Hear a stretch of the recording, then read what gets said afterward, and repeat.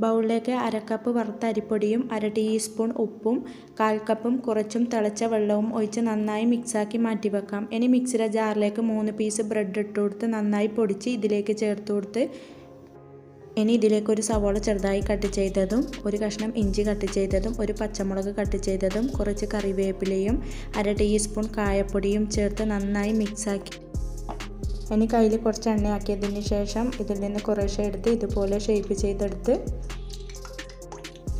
ഇതുപോലെ എല്ലാം ചെയ്തെടുത്തതിന് ശേഷം ഇനി ചൂടായ എണ്ണയിലോട്ട് ഇട്ട് കൊടുത്ത് മീഡിയം ഫ്ലെയിമിൽ ഫ്രൈ ചെയ്തെടുക്കാവുന്നതാണ്. അങ്ങനെ നല്ല ടേസ്റ്റി ആയിട്ടുള്ള സ്നാക്ക് ഇവിടെ റെഡിയായ. എല്ലാവരും ട്രൈ ചെയ്യാനും ലൈക്ക് ചെയ്യാനും കമൻറ്റ് ചെയ്യാനും സബ്സ്ക്രൈബ് ചെയ്യാനും മറക്കല്ലേ. Thank you for watching.